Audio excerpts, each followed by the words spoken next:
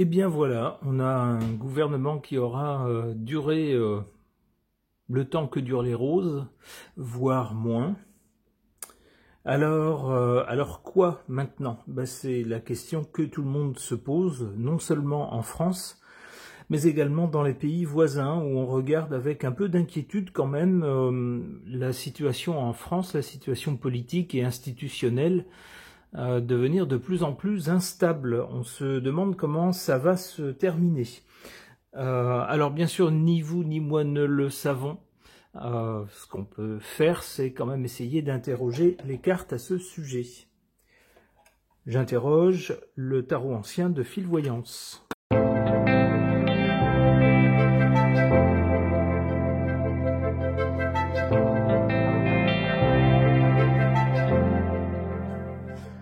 Alors que nous disent ces cartes sur la situation politique et institutionnelle en France, au point où elle en est aujourd'hui? Du côté du passé, avec cette carte du monde, on avait plutôt autrefois avec la France un pays qui réussissait, un pays qui faisait partie des premiers, allez, on va dire des 10 premiers pays du monde. Alors, les 10 premiers, c'est peut-être toujours le cas, mais elle perd son rang petit à petit. Et puis, c'était un pays qui faisait référence, c'était un pays qui avait aussi une voix un petit peu à part du monde anglo-saxon. Tout cela, évidemment, créait une identité particulière qui, souvent, séduisait. Alors, il y avait aussi des détracteurs qui n'avaient peut-être pas tort sur tout, mais on avait quand même un pays à part, un pays qui comptait. Cette carte est du côté du passé. Ça voudrait nous dire que le monde, s'il porte toujours un regard sur la France, c'est plus le même qu'autrefois. Là, c'est plutôt un regard mi-amusé par la situation rocambolesque en France, pas très sérieuse, et puis un petit peu inquiète quand même, parce que même si notre pays n'a plus l'importance qu'il avait jadis, il a quand même une importance relative, et s'il se casse la figure, il risque d'entraîner des conséquences sur les pays aux alentours, sur certains pays aux alentours. Alors évidemment, tout le monde aimerait que ça ne se passe pas de cette façon. Alors qu'est-ce qu'on a au présent? Avec l'ermite, eh bien, on a un chemin qui est long, difficile, et puis moi j'y verrai celui qui se trouve tout en haut, qui regardait avec complaisance l'image du Jupiter, du Mozart de la finance, de voilà tous ces surnoms très flatteurs, trop flatteurs évidemment, mais vous savez comment c'est lorsqu'on fait partie de la cour, c'est-à-dire des médias ou des gens de l'entourage qui auraient peut-être quelque chose à gagner en essayant de gagner ses faveurs. Eh ben, on ne ménage pas ces flatteries. Il se voyait donc, il y croyait, hein, il se voyait en Jupiter, en chef d'une nation de premier plan. Bon, les faits lui ont fait comprendre, et les autres chefs d'État aussi sans doute, qu'il n'a pas l'importance qu'il pensait avoir. Et puis ces derniers jours, c'est une volée de bois vert qu'il se prend de tous les côtés, de droite, de gauche, de son propre camp politique, et d'ailleurs dans le monde, c'est l'incompréhension totale. On se dit mais où est-ce qu'il emmène le pays? Il amène le pays dans une impasse où plus rien ne bouge, où tout est complètement mis sur pause, où il n'y a plus rien qui fonctionne. Il se retrouve donc à l'image de cet ermite, tout seul sur un chemin de plus en plus difficile, de plus en plus caillouteux sous ses pieds. Ça devient de plus en plus compliqué pour lui, et puis surtout, comme l'ermite, il est tout seul.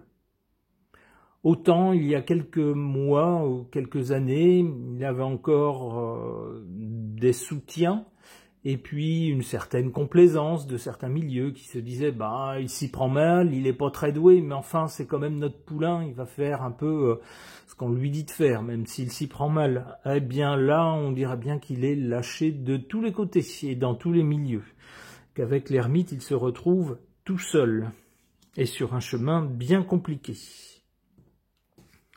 Du côté de l'avenir, en tout cas de l'avenir immédiat, on a le pendu.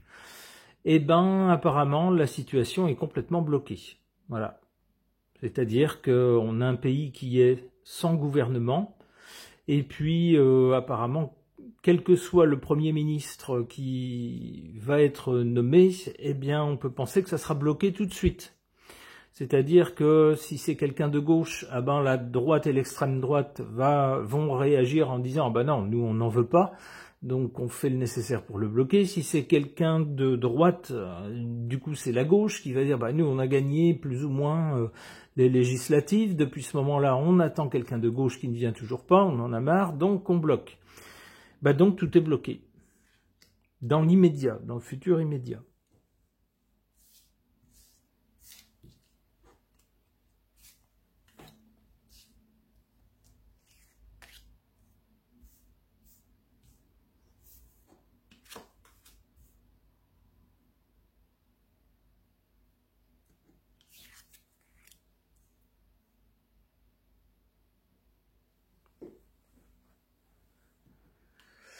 En carte défavorable, la Lune.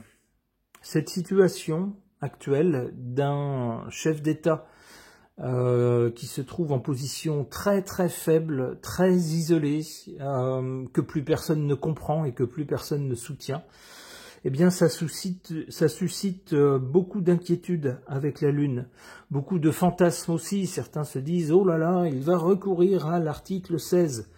Attention, l'article 16, c'est pas un gadget, hein, c'est pas on appuie sur un bouton et puis voilà, on se retrouve maître du monde, c'est pas du tout ça. Hein. C'est vraiment un truc qui ne s'applique que dans certaines conditions et les conditions ne sont pas réunies. Il faut que le pays soit sous une menace grave, par exemple une attaque militaire sur son territoire d'un pays étranger, par exemple un coup d'État directement sur des institutions avec les personnes dedans. Vous voyez ce genre de situation vraiment extrême concrètement. Et puis c'est pas le seul chef d'État qui peut le décider, il faut qu'il ait l'approbation aussi de certaines institutions. Donc ça se fait pas comme ça. Et les circonstances ne sont pas réunies pour l'instant.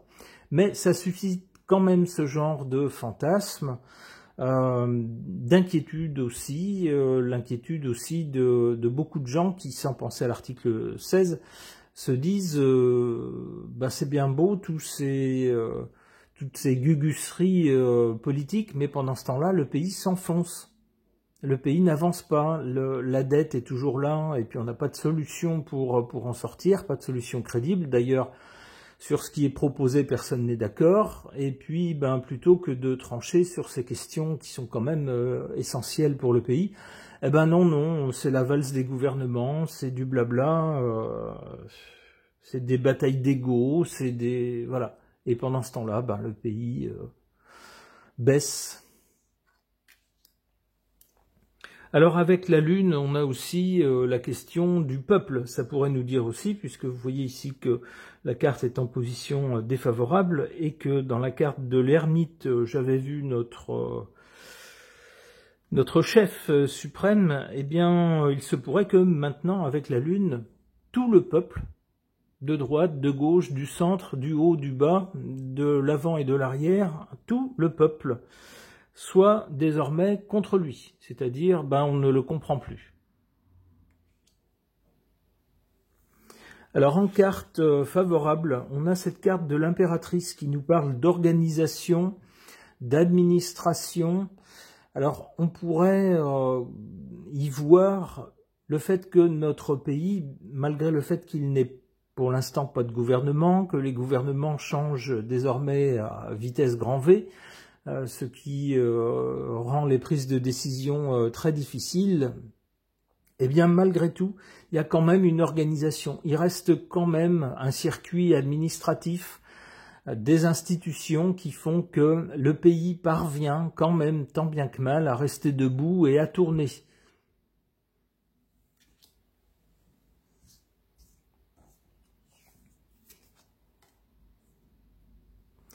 Et bien regardez cette belle carte concernant l'avenir.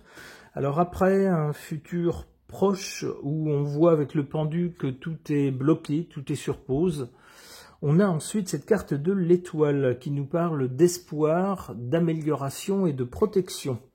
Voyez-vous ça? C'est inattendu.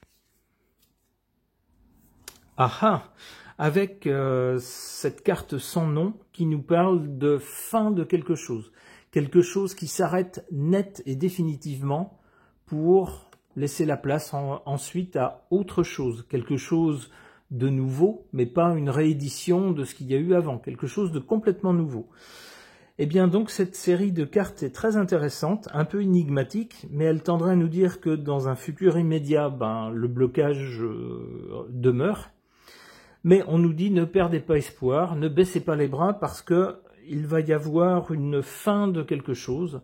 Alors la fin de quelque chose, ça peut être des élections législatives lancées ou des élections présidentielles. Bon, ça m'étonnerait que celui qui s'y trouve ait envie de remettre son trône en jeu, tellement il s'y est accroché, puisqu'il s'y est fait réélire, mais peut-être que sous la pression, il n'aura pas le choix.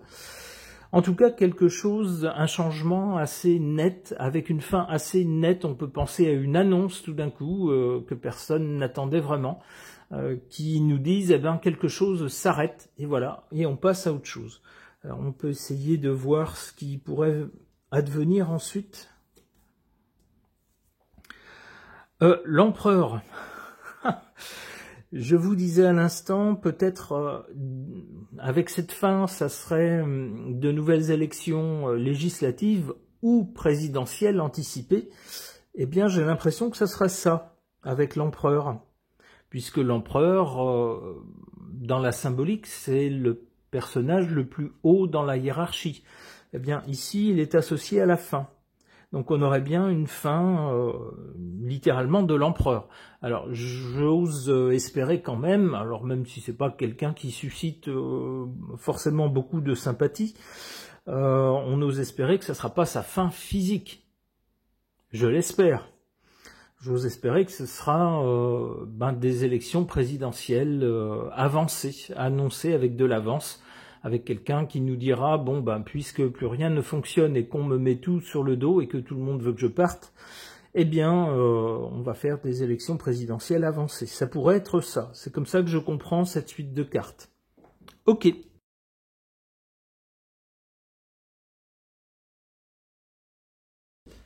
Puisque nos institutions, pour la plupart, se trouvent dans la capitale, à Paris, eh bien, essayons d'interroger cet oracle, la Sibylle de Versailles, pour tenter de voir ce que ça nous suggère au sujet de la situation politique et administrative, on va dire, actuelle en France, marquée par une profonde instabilité et puis un coup de théâtre. Alors qu'est-ce que cet oracle peut nous dire? Interrogeons-le.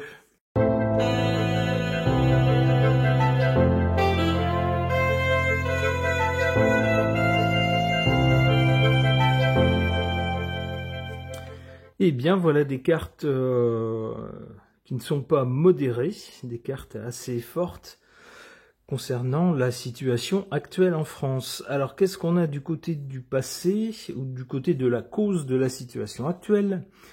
On a, nous dit cette carte, une femme méchante. Alors, quelle femme méchante aurait pu provoquer la situation actuelle?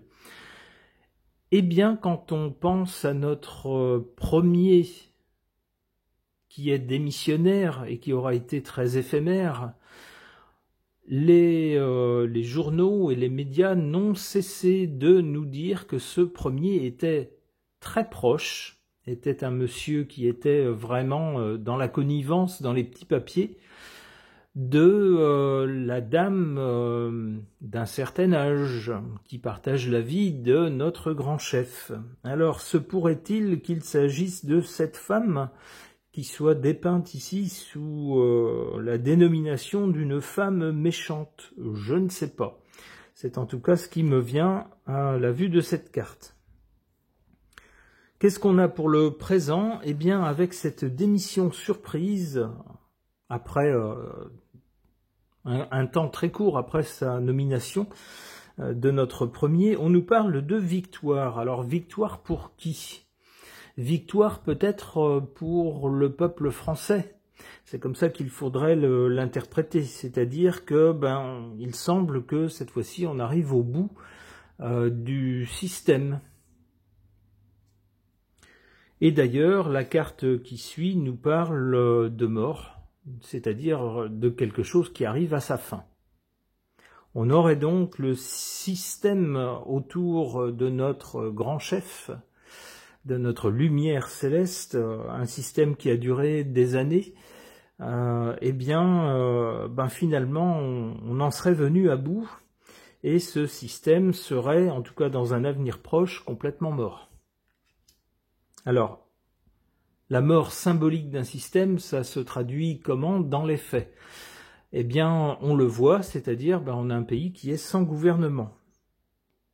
On va voir avec d'autres cartes comment ensuite ça peut se poursuivre.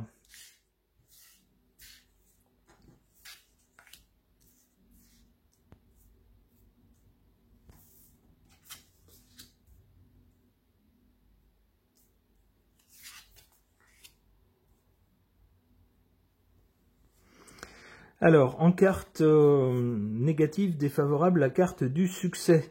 Alors, si c'est une victoire pour nous d'arriver à la fin d'un système que tout le monde critique de plus en plus, eh bien cette démission n'est pas du tout perçue comme un succès par tous les observateurs. Il n'y a qu'à voir les journaux étrangers, par exemple, ou même les médias français, qui sont affligés par ce triste spectacle clownesque d'un pays qui n'est plus pris au sérieux, tellement c'est la valse des gouvernements, celui-ci encore plus que les autres.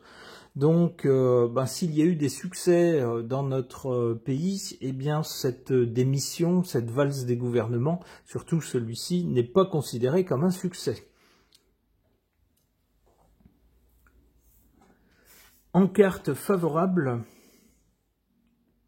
c'est assez surprenant, on nous parle de beaucoup d'argent. Alors peut-être qu'avec un gouvernement démissionnaire aussi vite, eh bien les gens qui avaient été nommés ne pourront pas percevoir certaines indemnités ou certaines retraites qui sont propres à la fonction de ministre et qui représentent beaucoup d'argent. Mais il faut avoir été en poste pendant, je crois que c'est au moins 3 mois pour pouvoir prétendre à ces sommes d'argent. Eh bien là, ça ne sera pas le cas, puisque au bout de 15 jours, grosso modo, c'est fini. Bon.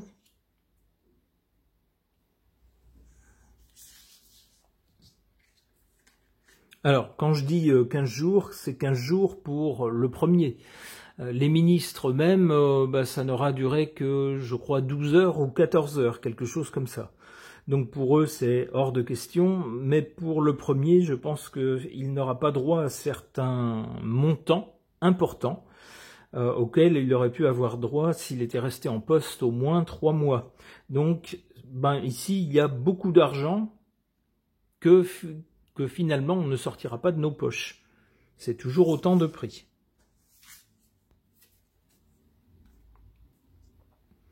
Eh bien, pour un avenir immédiat, c'est pas terrible. On a cette carte de la mort. Donc on nous dit que le système tel qu'on l'a connu jusqu'à présent, eh bien avec les derniers événements, eh bien il y a une victoire. C'est-à-dire que là, finalement, les politiques qui jusqu'à présent avaient su mener le peuple plus ou moins par le bout du nez et un peu le narguer, eh bien cette fois-ci, c'est mort pour eux. C'est une victoire pour nous et c'est mort pour eux. D'où chagrin et larmes, sans doute, de certains qui se voyaient déjà participer à un gouvernement et puis à profiter des richesses sans doute promises à ces postes.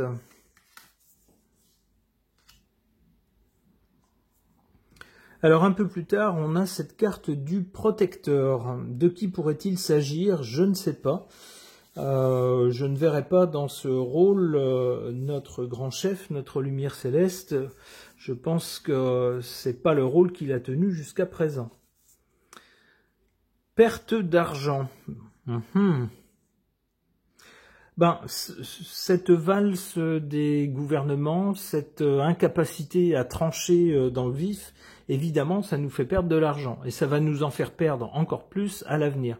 Alors, ça nous fait perdre de l'argent parce qu'il n'y a pas de décision, les décisions rationnelles qui devraient être prises par des gouvernements, mais qui engagent sur un certain nombre de mois ou d'années. Elles ne peuvent pas être prises lorsqu'il n'y a pas de majorité claire et lorsque les gouvernements changent tout le temps. Donc pendant ce temps-là, la situation se dégrade et on perd de l'argent.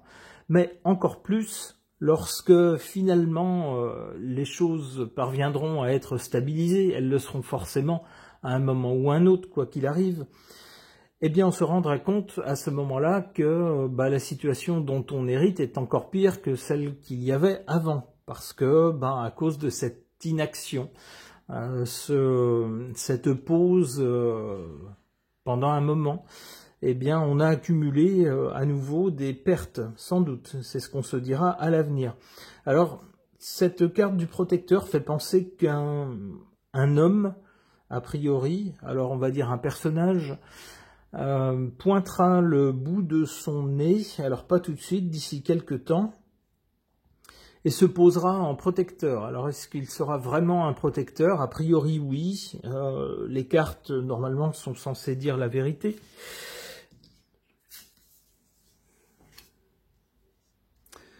Perte d'argent et voyage. Alors, voyage nous parle également des relations, évidemment, avec l'étranger. C'est peut-être aussi dans ce contexte-là qu'on constatera des pertes d'argent. Si rien ne va dans le pays, eh bien, on peut penser que nous perdrons de l'argent avec les pays avec lesquels on a des relations, par exemple, commerciales. Par rapport à nos voisins, par exemple, pendant ce temps-là, eux auront pris des décisions, de bonnes décisions, seront allés de l'avant, et puis nous, on sera restés dans une espèce d'indécision. Et au final, on aura perdu de l'argent. C'est comme ça que je comprends cette carte. Bon, je vais rester en tout cas sur ces premières cartes. D'abord, cette carte de la mort qui nous dit un peu comme dans le tirage précédent que quelque chose va s'arrêter net. Cette carte-là est plus proche de nous que le tirage précédent qui arrivait un petit peu plus loin. Mais en tout cas, c'est pas très loin dans le temps. Donc peut-être de nouvelles élections. Alors j'ose espérer encore une fois qu'il ne s'agit pas de la mort physique de quelqu'un. Alors même s'il y a des gens qu'on n'apprécie pas, on ne souhaite pas de choses pareilles. Ça permettrait, alors après une phase de chagrin, sans doute certains pleureront la fin d'un système auquel ils auraient pu trouver des bénéfices. Eh bien, on trouvera après sans doute quelqu'un de meilleur, puisqu'on nous parle d'un protecteur. Alors, ce protecteur aura affaire à des pertes d'argent importantes. On nous en parle déjà, mais sans doute va-t-on nous en reparler à l'avenir. Bon, voilà, on sait le travail qu'il y aura à faire. En particulier, sans doute, vis-à-vis de pays étrangers. Ok. Ce tirage de cartes est maintenant terminé. Merci de l'avoir suivi.